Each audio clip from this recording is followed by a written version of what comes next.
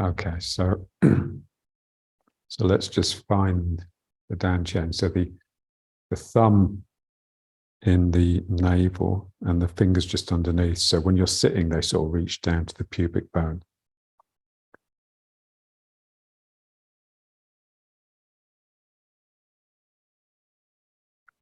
So mind in dantian, it's really just by becoming aware of the dantian, it sort of activates and just draws your mind into it. So it's not an effort of my mind. It's just an activation of the dantian as an energy center, as a sort of gravitational drawing in center. And then my mind just gets naturally drawn down there.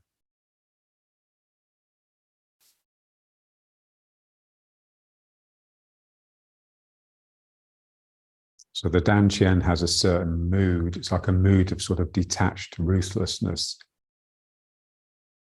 And so I want my mind to become that. So it's mind in dantian, but it's also mind is dantian. I want my mind to become as the dantian is.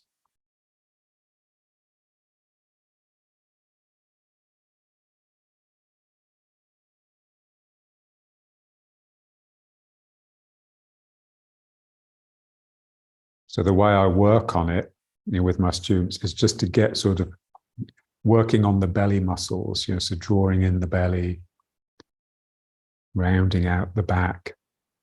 But really, that's just like an external way of getting into it. So you have to get into the internal somehow. So you don't want it just to remain a sort of conceptual thing. It's not in the mind. It's in the energy. So this should be there all the time. So it's like this constant pulling in of the belly, sort of deep. It's like the contraction that would take place, when you taste something bitter, or, when you put alcohol on a wound and it just sort of tightens and stops the bleeding, but it also stings and hurts. And it's a bit like that with the dantian, when it's drawing in, there's a sort of almost a sense of stinging of pain almost. Okay.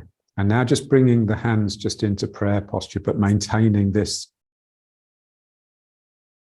withdrawing tension in the belly.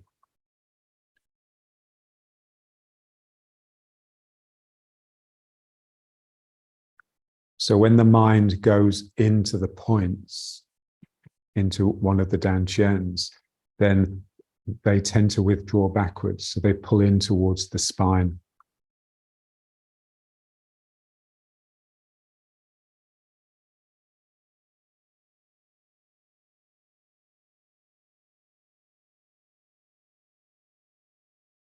Okay. And now we want to just reach up as high as we can with the hands. And so obviously that requires me to use the muscles in the lower back to sort of arch backwards with my spine a bit. But I want to maintain the tension here. So both the back and the front are always tense. They're always linked together and like they're pulling each other. So I don't release one in order to tense the other. I tense one and that really stretches the other one out. So it has to spring back at some point. So here I'm reaching up and I can feel my belly getting tighter and tighter as the muscles of my belly get stretched and stretched and stretched. And then there's a point where those muscles just need to pull back. It's like breathing out after you've breathed in. There's like an inevitability. And now here, just really crouch, really pull the belly in and feel the muscles in the back being stretched. And then there's a point where they have to kick in. Yeah. So basically, this is breathing. This is the action of breathing, and all the movements in our body come from a breathing action. So there's like a muscle either side of the joint. So one tenses to move the bone one way, and then the other side tenses to move it the other way. But you want to keep the two muscles bound up so that there's no slack in the system, so I can be instantly responsive. and then I have speed. So here, just tightening the belly in order to stretch the back, and then feeling the back kicking in, keeping the belly tight, but allowing it to stretch like elastic. I'm stretching the elastic of the belly muscles, and then they have to pull back.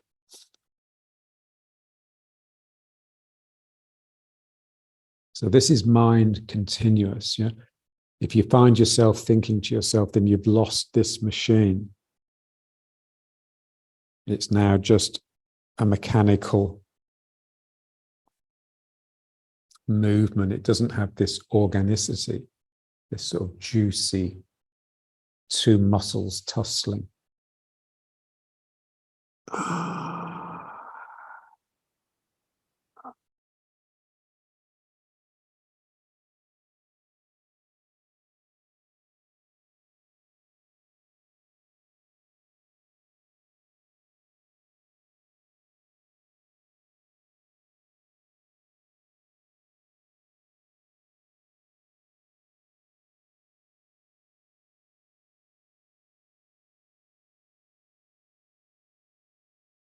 And then this time when we go up, again, just get as high as you can. So really almost sort of locking the elbows to get real extension.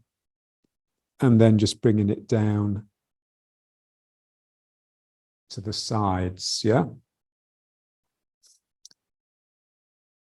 And now let's just maintain this. So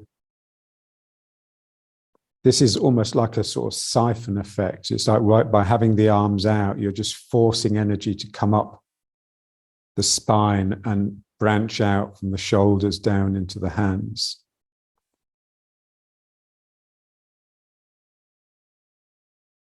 So again, just tightening with the belly. So if you want to maintain a position, then you need the muscles both sides working. So even though it's my back that's obviously thrusting my chest up and forcing my arms out, my belly is supporting that by pulling, trying to pull them in. And then it will tend to come from a root, yeah? So obviously something is coming out of my root in order to get into the hands, but the belly is pulling me back into the root in order to keep the source flowing from underneath me. Yeah, so you're sort of rooting through the sitting bones.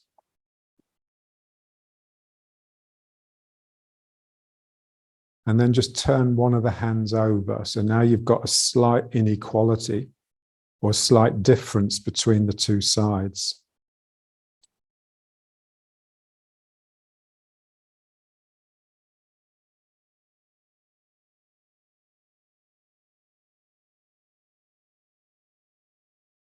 And then just start turning as though it's the stick behind your neck. So twisting and twisting. If the arms get tired, just keep extending them.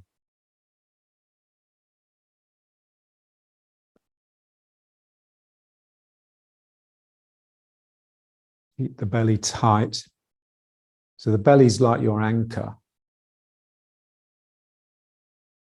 holding you fast or holding you slow.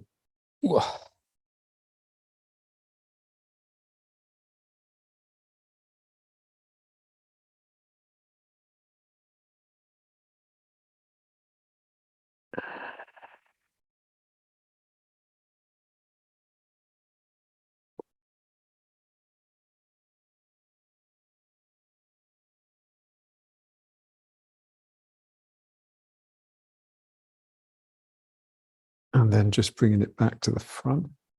Yeah. And now just bring the arms up again, and that will relieve them.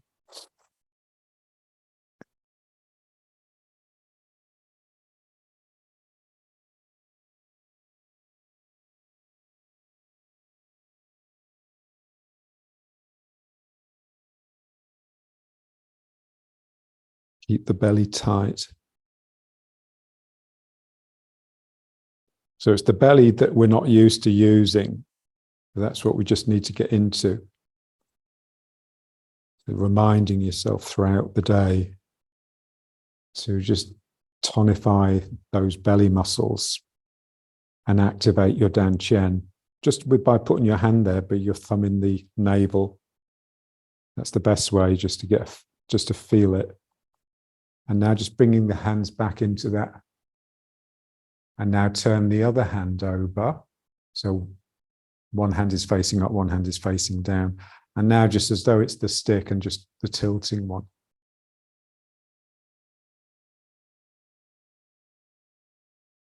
And again, just feeling the muscles either side. So one set of muscles contracts to pull that hand down towards the ground.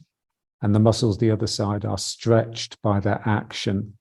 And then they're stretched almost to their limit. And then they will naturally spring back.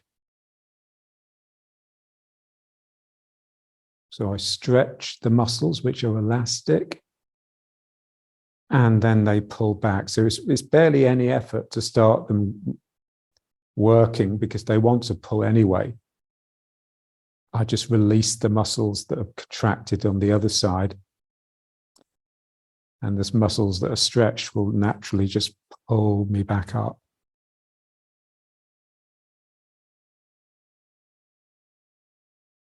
All the time, keeping the energy fountaining up the spine and into the arms.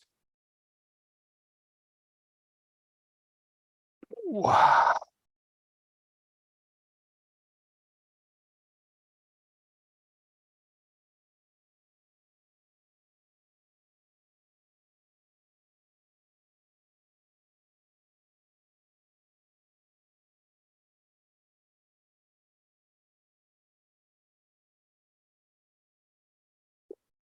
And then just back. And then again, just bringing the arms up, just to rest them.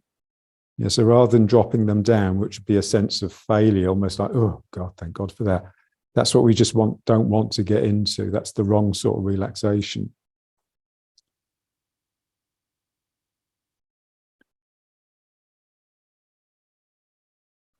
And now just bringing the hands back down into prayer posture.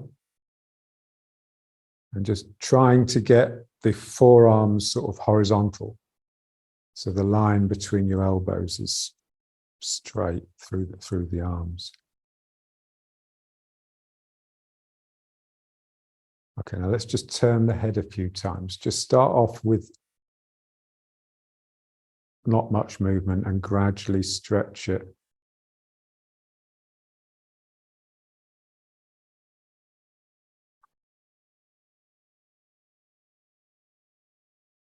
So just let your eyes go with the movement.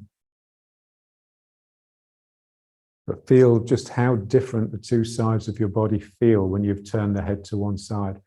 So just something as modest as just turning the head creates difference and therefore creates energy, because it's when two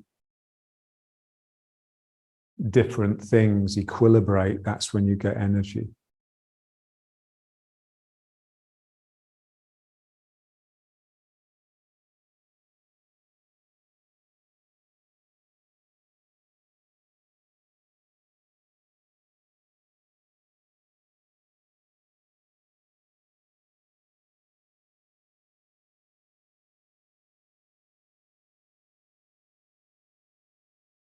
And just keeping tension in the belly.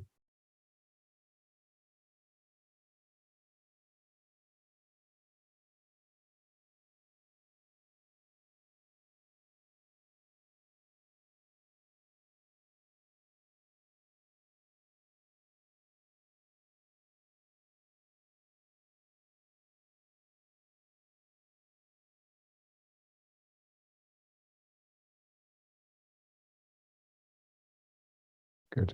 And then just linking the fingers. So lacing the fingers together. And then just squeeze the fingers into each other so that you're holding fast. And then just pull, like you're trying to pull the hands apart like that. So this is like pulling the stick. And just feel how that's like a breathing in action, because it's arching the back a little bit. So the effort to get the hands pulling apart is coming from the lower back. That's what we want. So we'd like to just try and feel every action, every movement that we do with the body coming from that lower back belly complex. It's either the back tightening or the belly tightening. And now I push the hands into each other. So I'm really pressing the fingers into the webbing between the fingers. And now this is my belly tightening. So I want it to come from the belly rather than from my arms pushing too much.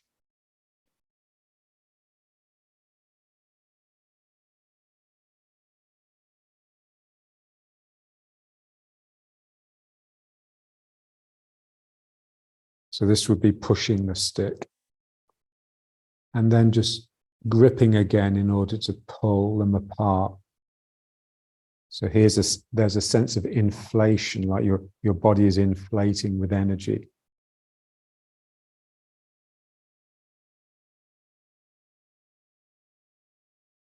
And it's the lower back that's mainly active. The belly is just remaining a little bit tight to balance that, to stay connected to the back. And then in order to push the hands into each other, I just activate the belly even more, pull it right in, and the hands try and melt into each other.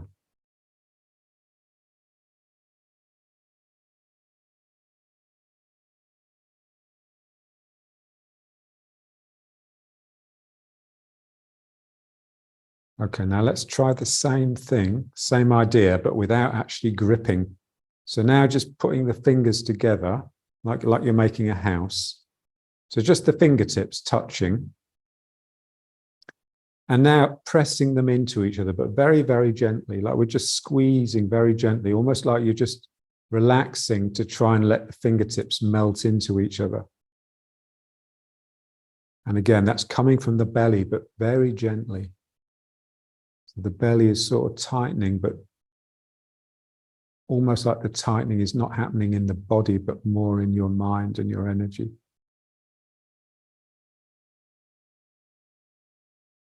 And then we pull them apart. So imagine the fingertips have now stuck together, like they're glued together. And now you're trying to pull them apart. But they don't actually disconnect physically, but they sort of stretch. They say, you know, if you put a sheet of paper between your fingers, then there'd be just enough contact to stop the piece of paper from slipping down and out. So this is the inflation part, it's like you're filling with water. You know, if you're filling with water, it would flow down to the bottom first, and gradually it would creep up. So there's a sense of a vessel actually just slowly filling with water until it gets to the top. So when you feel it reach the top of your head, then you just let it drain out. So it's like you open a stopper at the bottom and it slowly trickles out and your fingers start pressing into each other.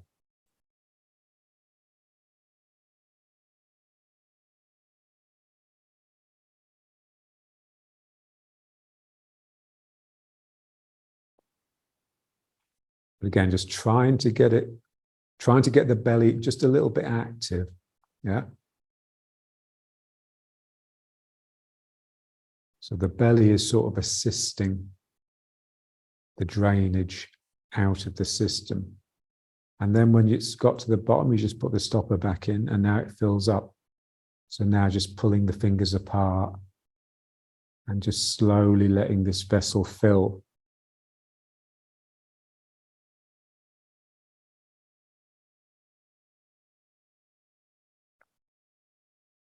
And it will always fill from the bottom upwards.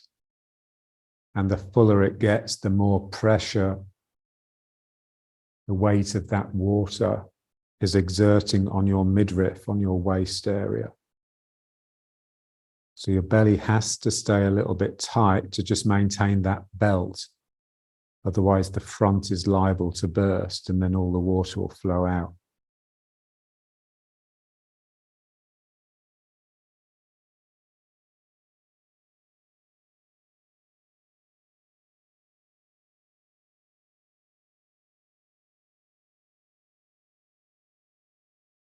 Okay.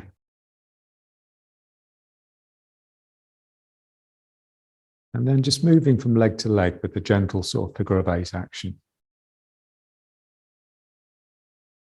So just trying to feel how the weight goes into the foot. So it goes into the heel and then around the outside edge and then through the toes, little toe first into the big toe, and then it cuts across into the other heel.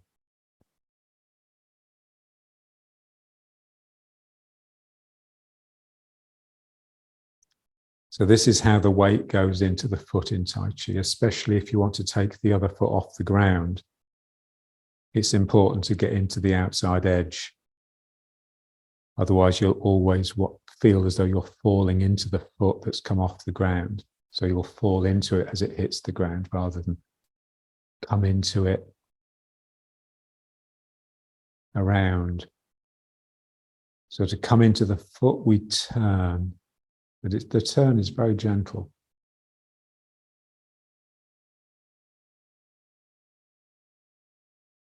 So once you've got the figure of 8 established, then just get the feeling that the back of the figure 8 is drooping. So the drooping buttocks.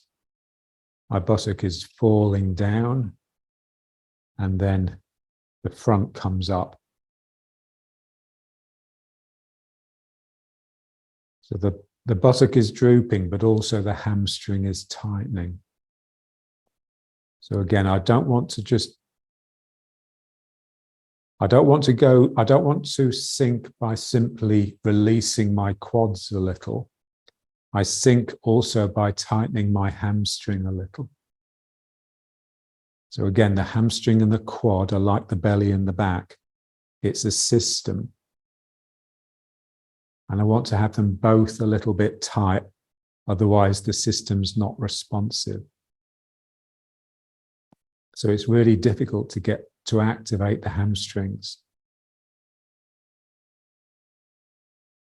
because we don't usually use them.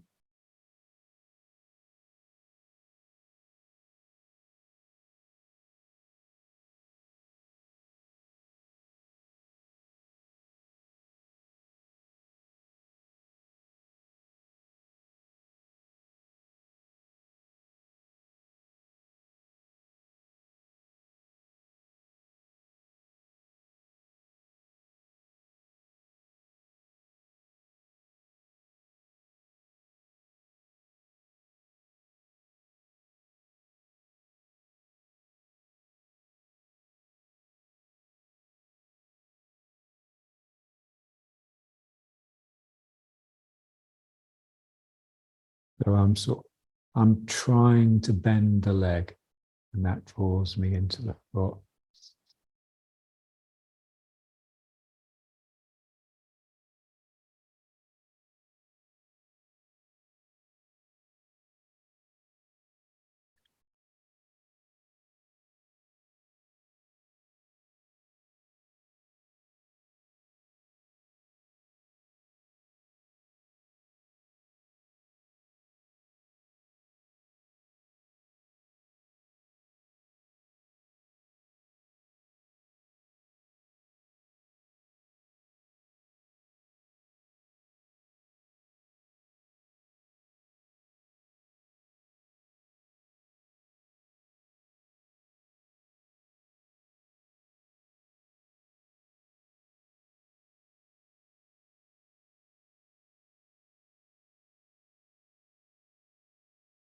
So my hamstrings are always trying to bend my legs, and my quads are always trying to straighten my legs.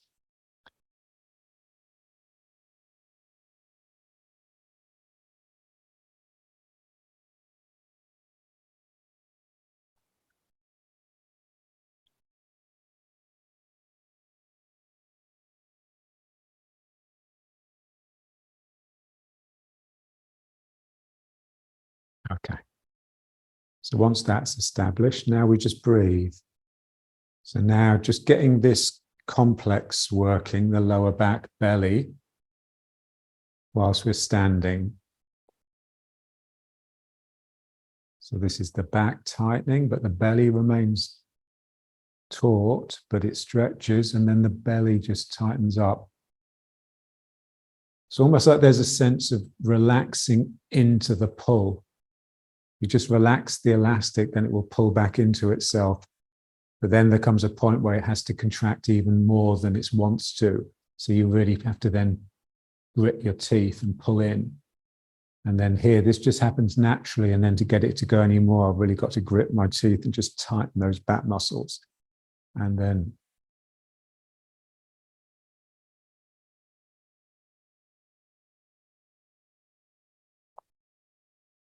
so just feeling the motor, the machine that creates the movement, and just feeling the moods. So there are different moods associated with each phase.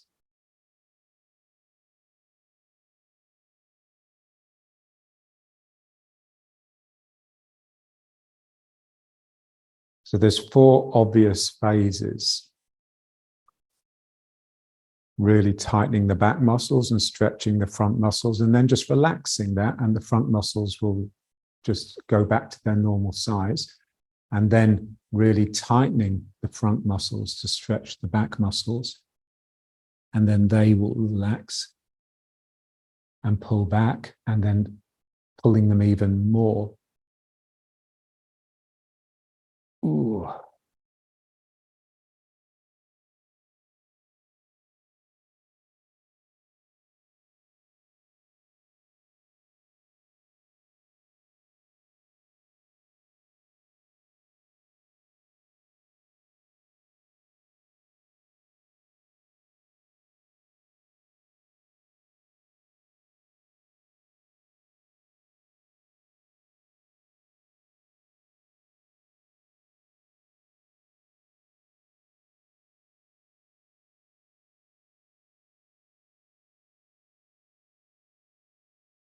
Okay, now just keep it going. But now as you open out, just come onto the toes and lift the heels up.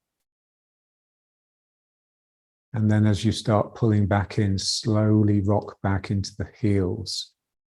So here your heels are really digging in, almost like the front of the foot is trying to lift. And then the whole foot just flattens out as you relax the elastic. And then as you tighten the elastic of the back, it pulls you off your heels. And then you just relax the heels back onto the ground. And then as you really tighten the belly, you just dig your heels right in and lifting your toes up a little bit.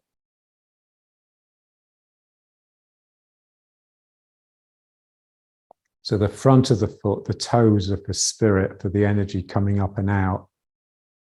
And then the back of the foot, the heel, is for the root. So just connecting with the earth so that you have something to bring up and let out when you activate the spirit. So now coming off the heels, but making sure your bum doesn't stick out. And then pulling the belly in. Heels really get a sense of digging in, and like your tail is going down and under. And then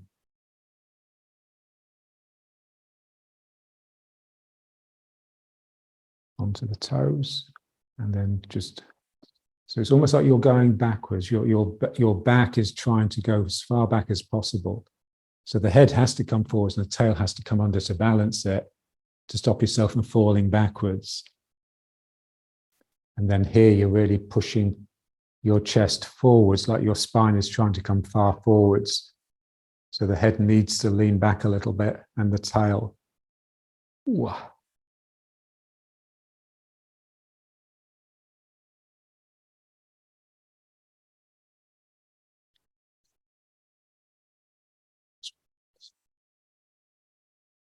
Okay, so now let's get into riding horse now. And just feel, so riding horse, it's not it's not like a neutral position. Neutral position would just be like with your arms down and your back relatively straight. So this is very much like ward off, like a yielding cave, a cave that you've receded into. So this is, 90% yielding, 10% attack. Keep to a yielding mind. So this is yield mode, riding horse.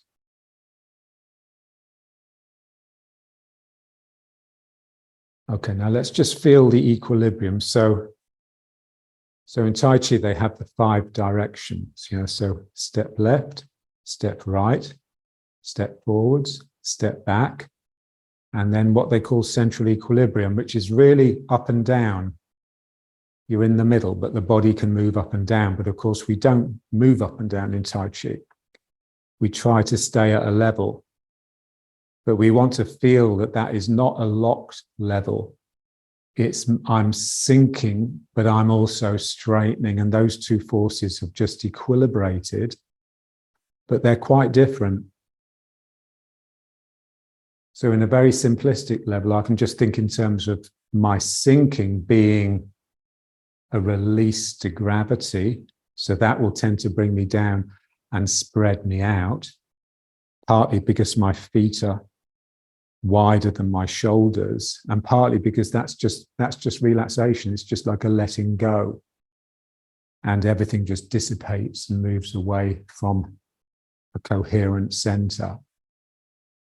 And then the up will just be my legs just forcing through that sinking.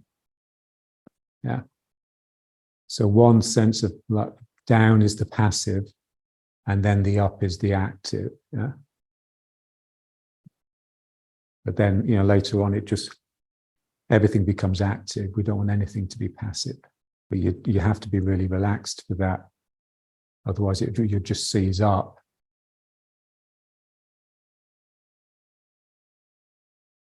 So we just want to feel that equilibrium, feel the flow upwards, and feel the drag downwards. And feel them equilibrating. They're very different. And when I equilibrate difference, rather than make them the same in order to make them manageable, then when I equilibrate difference, I get energy. If I just make them the same, then there's no energy. They just become one thing. There's no unity. The value of unity is 2. So a unity is when 2 things combine to create a dynamic system. Yeah? This is what we're looking for all the time. That's equilibrium.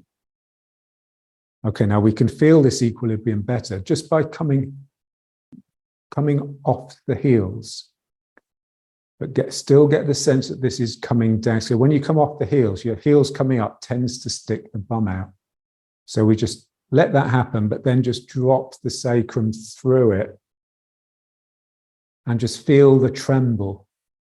So now your balance is compromised and maybe the legs are just hurting a bit more than usual. And so there's a tremble, a shake. And that's like the tremble of equilibrium. Yeah. So I'm balanced, but it's like a coin balanced on its edge. Yeah. It's liable to topple at any moment. So this is that's reality. That's where we would like to reside. At that dangerous but exciting edge. And then just rock back onto the heels and just feel the relief. It's like, ooh, now I can relax. So that's the root. That's you just flowing down through your heels and into the ground. Yeah? So your root connects you to the ground. But of course, if you're people that are really well rooted tend to be slow and stupid because they're so rooted, they can't sort of take their feet off the ground. Yeah. They're happy, often really sort of just, they don't have that sort of nervous, neurotic, worry sort of energy. They're just planted and they're happy. Yeah. But now when we come off the heels, then we get that vibration of energy and spirit just keeping the tail down. You let your tail come up and it'll just become too much. It'll become too unstable. So part of me is still trying to root through the heels, but the heels aren't on the ground.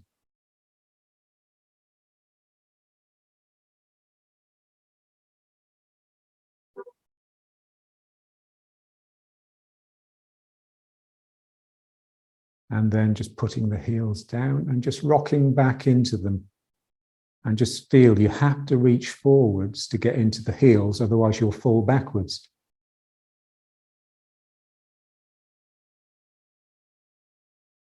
And now you're rooting.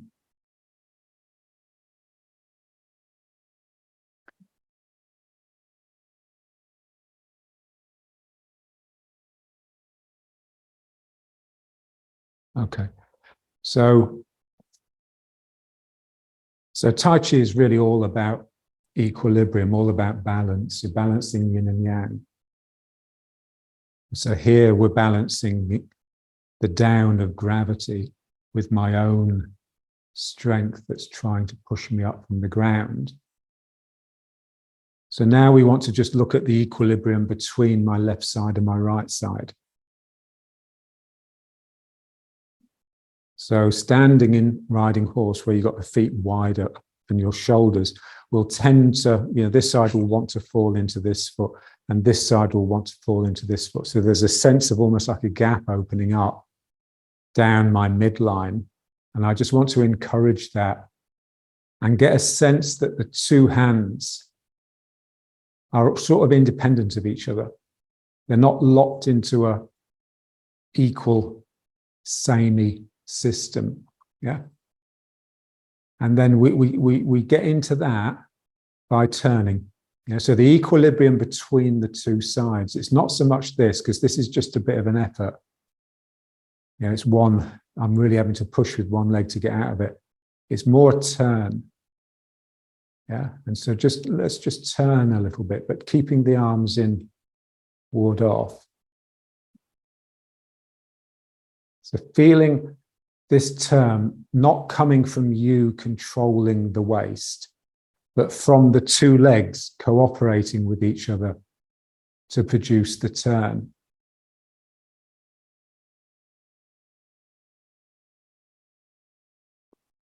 Because if it's just me controlling the waist, there'll be no energy, because there has to be two things interacting for there to be energy. So just feel it. The more you turn to the side, the more charged up it feels, because the more different the two sides become. You now have a front foot and a back foot, and they're always very different. So with riding horse, I just have two side feet, so there's not much energy. As soon as I start turning, there's more energy, and then I just have to make sure I keep the lid on the pressure cooker. Otherwise, it will tend to blow off, and I'll just come up. My body will come up, and the energy will dissipate.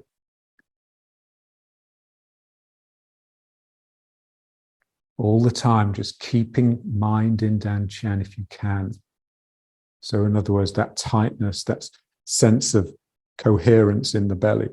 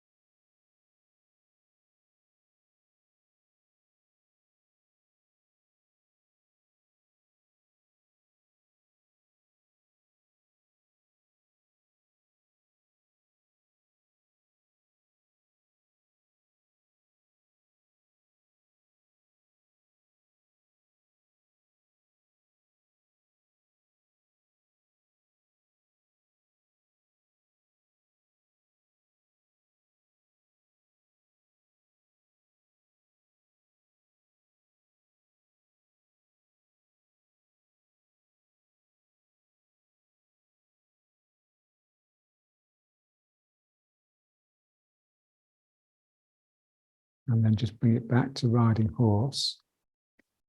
And now that sort of, that play between the 2 feet really, I mean, it can produce this sort of action, but it's much easier to produce just a twisting action with it, a real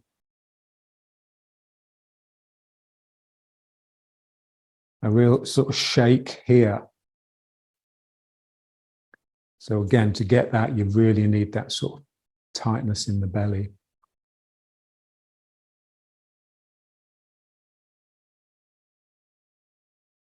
So we've got 2 equilibriums now, 2 equilibria. The one on the vertical line, which is just like jumping on a trampoline.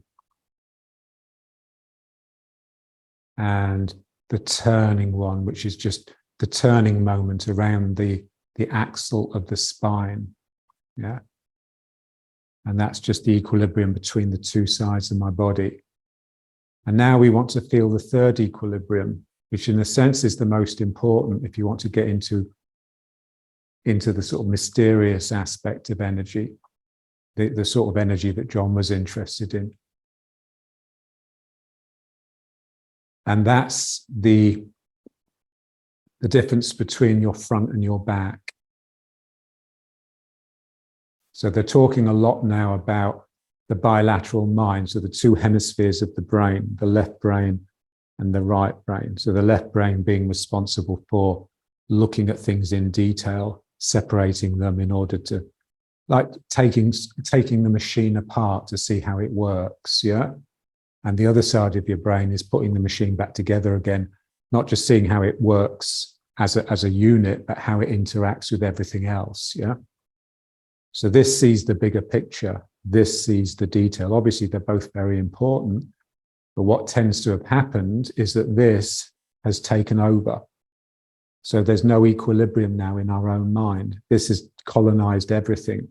And this has just basically just stopped functioning properly.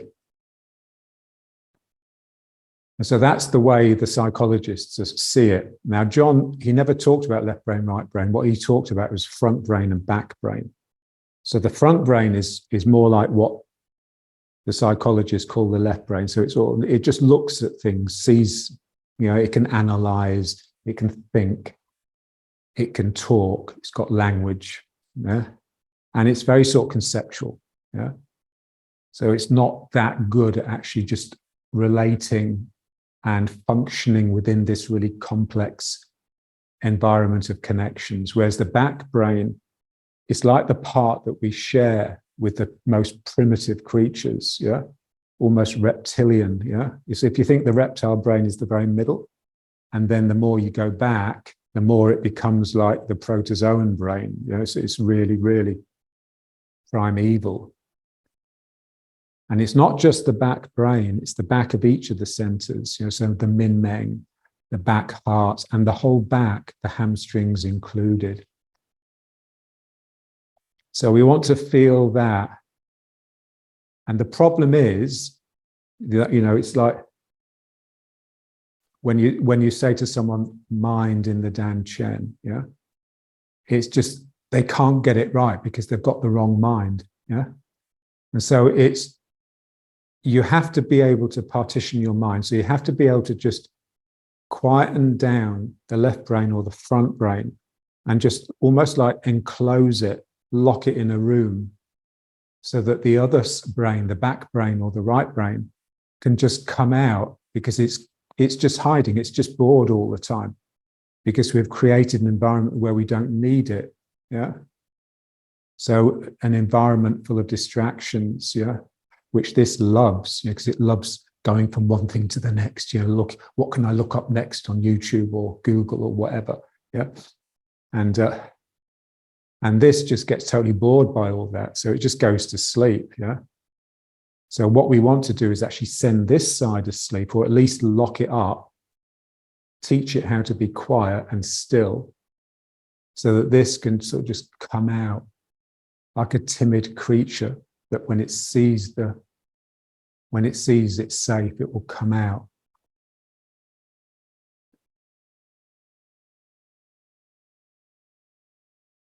So we just want to, again, just feel that balance. We're just rebalancing We've become out of balance. We've become all front and no back. So we want to learn how to draw the front in and just really let my back expand out into the world. And this is what John called activating the guardian. So the guardian for him was just this big mass of energy that comes out of your back and seems to hover over you when you get some control of the front. Yeah.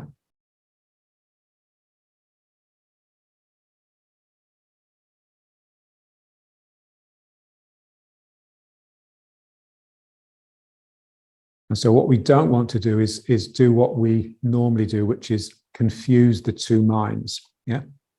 So when people try to get a sense of this energy behind them, they're using the front brain to try and see it. So you get them sort of peeking over their shoulder to try and get a sense of what's there. But it's in your blind spot. It's the part the front brain can't see. And so you've got no awareness of it to start with. It just takes years of meditation, years of becoming quiet. And then it's like a different part of your mind starts to wake up and you realize, shit, I've been there all the time. I've just never realized it was important. Yeah.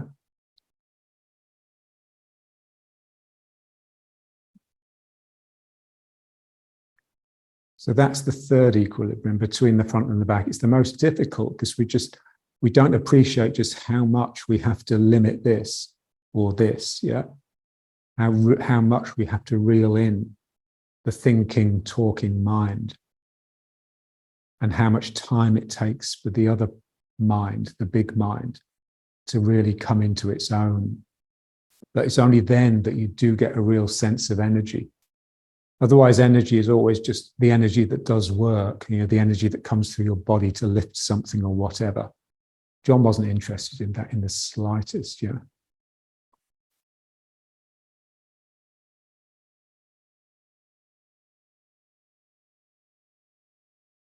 So the feeling here, it's almost like you're falling backwards. Just imagine this big sort of, like a feather mattress, a really soft mattress that you're just going to fall back onto in real slow motion. Yeah, and fall asleep. So there's this sense that when you go back into this energy behind you, it's almost like falling asleep or getting to that place, that threshold between a sleep and awake, yeah, where you're almost druggy, yeah, you're almost, you're sort of drowsy. Whereas the more you come into the front, the more awake and the more incisive and capable in a sense, capable in the sense of being able to manipulate the world. So I'm falling backwards, which requires me to really reach forwards with my arms to balance that fall. So the two minds are really separating, like my two sides were separating to create a rift.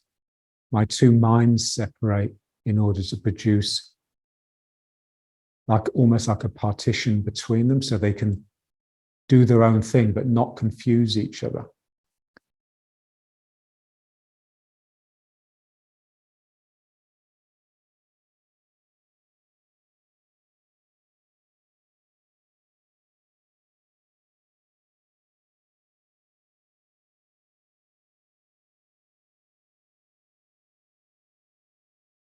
Okay, so let's just do a little bit of turning just to finish because I need to go. So just knocking the gate of life. So just allowing the hand that goes behind to just form a loose fist, which very gently taps the Min Meng. So again, just feel this. So this here, you're working on that equilibrium between left and right. As soon as you turn, and in a sense, it's the strongest equilibrium. It's the one that can produce most usable energy, if you like.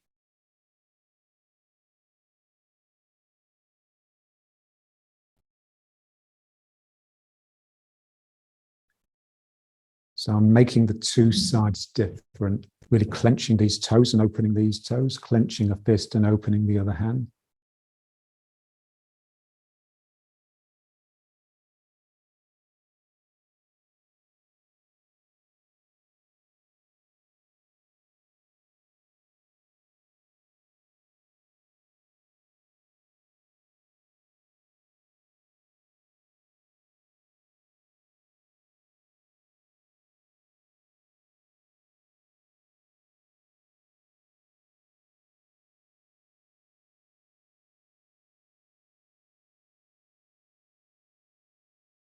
Yeah, so the first equilibrium, the one between the up and the down, I mean, we've been working on that since we started Tai Chi.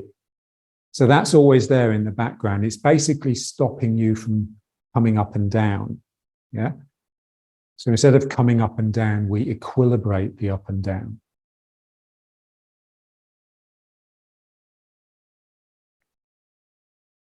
So that will be there. Yeah, because we're just used to bending our legs and our legs are relatively strong now. And we're working the equilibrium between left and right. And so you just meditate, you just sink into the equilibrium between the front and the back. So you just let the mind quieten and become entrapped by the Dan Chen, really. And then everything just opens up from the back. Like you just become this enormous energy creature. So the more you can shrink your body, the more your energy will expand out.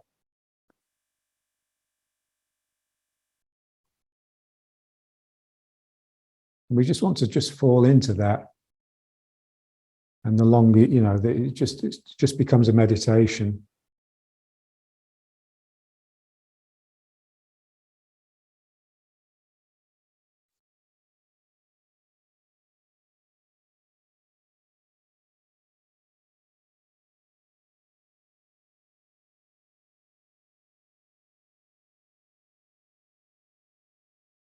And it's really just, you know, it's difficult because you have nothing to show for yourself. It's not like you can say to someone, oh, look at my equilibrium. Yeah. They'll just think you're a nutter. Yeah. But it's something you do for you. It's something you do because it's the most real thing that you have at your disposal. That equilibrium between matter and spirit, or front brain, back brain. Or the way Deleuze put it, he had a beautiful way of thinking about it. He talked about time having two aspects, what he called chronos, which is like chronological time. So, you know, one moment succeeding the next one. So that would be the front brain or the left brain. Yeah. It can see the sequence. Yeah. And then the other one he called ion, from which we get the word, they're both Greek terms. We get the word eon, obviously, from ion. And that's more like the time that's experienced by the back brain. And that's, you know, you can slip into the future and get a sense of your destiny or a sense of something that's going to befall you, some misfortune or whatever. You can reach back into history, not just the history of you or your race or your species, but all the way back to when life began and maybe earlier. Yeah, so it's got just this tremendous reach and it's very fluid.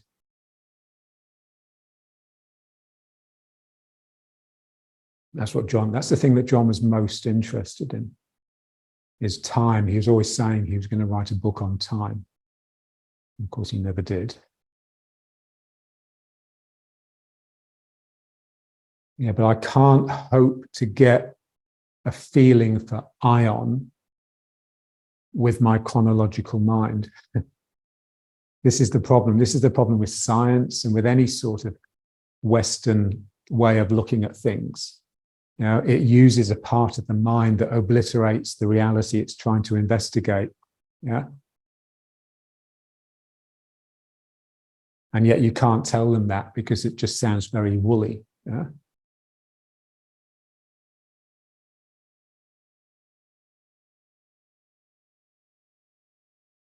Okay, so now let's just bring it back to riding horse and just feel the three equilibriums. So the up and the down, which you can sort of work on best really by coming onto the toes. That gives you a sense of the rising spirit, the tingle, the tremble, and then rocking back into the heels, which gives you the sense of that heavy, relaxed relief that just like a wave just flowing through your body when things feel safe. Yeah. And then the equilibrium between the two sides, which is best worked on by turning. Yeah. and then the equilibrium between the back, the dark, and the front, the light, what you can see. So John used to call that one the iceberg. So, like what you see, what you're conscious of is like the tip of the iceberg. And then the rest of the iceberg is your unconscious, is that sense of what's behind you. And if you think of the part of the iceberg that's underneath, it's always bleeding in and out of the ocean. So really it's the whole ocean is part of the bottom of the iceberg. So it's enormous, yeah. So that's the unconscious, the Freudian unconscious. And so consciousness is very limited, yeah. And what we're trying to do is limit it even more. So what, the Western way is to basically investigate everything and bring it into the unconscious. So it's trying to expand the consciousness, yeah. But so much of what's there is unknowable. So much of what's there is just inaccessible to the consciousness. So you're always on a losing battle, really. So what we try to do is just really put a real, like blinkers, like a horse wearing blinkers. You just limit the distractions. Really just sort of close off your consciousness, your conscious mind, largely by drawing in the Dantian, by feeling it as a tight center that's pulling into itself all the time, and just letting the other do its own stuff. So you can't become conscious of the unconscious. Every now and then something can slip in, like in Freudian, psychoanalysis, slips of the tongue or things like that. I think they'll come through, and you'll need the therapist to say, "Oh, that was your unconscious," because you won't realize. Okay, so let's just bring it up. And again here, just keep this tight, yeah. And we want to try and link the tightness here to a tightness in the hamstrings. So my hamstrings are trying to rotate my pelvis like this. And my belly is involved in that as well, because my belly is trying to pull the front of the pelvis up, and my hamstrings are trying to pull the back of the pelvis down to stop us from being apes. Because normally, an ape would be inclined forwards as they move around.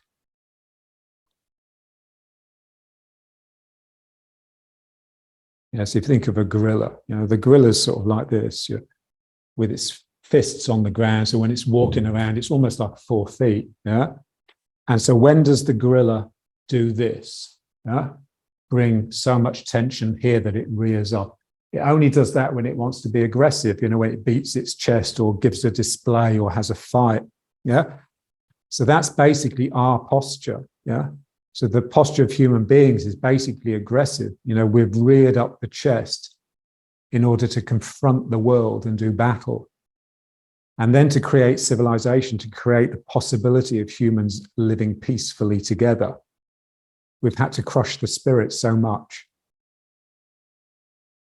So we're just trying to do the opposite. So from here, instead of doing this, we're just doing this.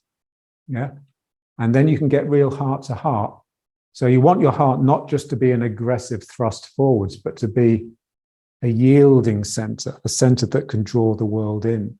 That's compassion.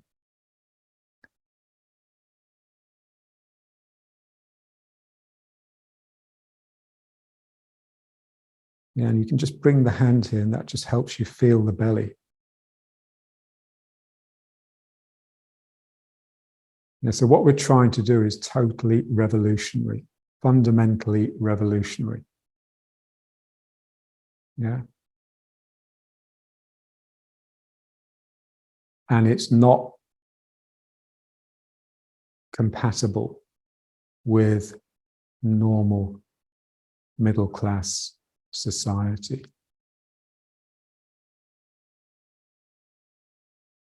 because that is basically built on freedom of choice. So this feeling that there's lots of things possible for you and you can pick your way through life, yeah? A series of decisions that you make. Whereas this is really just the one thing at the center of everything you do. And so you're always bringing it back to that one thing instead of having this diverse life full of activities.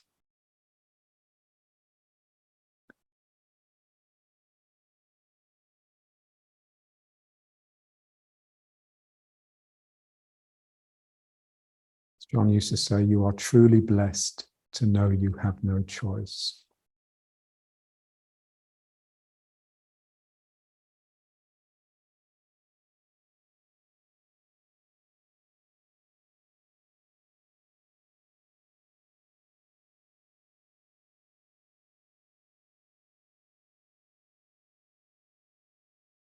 Yin and yang unite when the mind stops. This insight comes in flashes as you face fear. You are truly blessed to know you have no choice. I am with you out of time.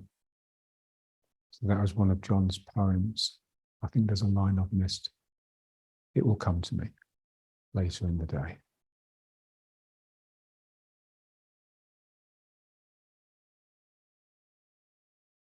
Okay.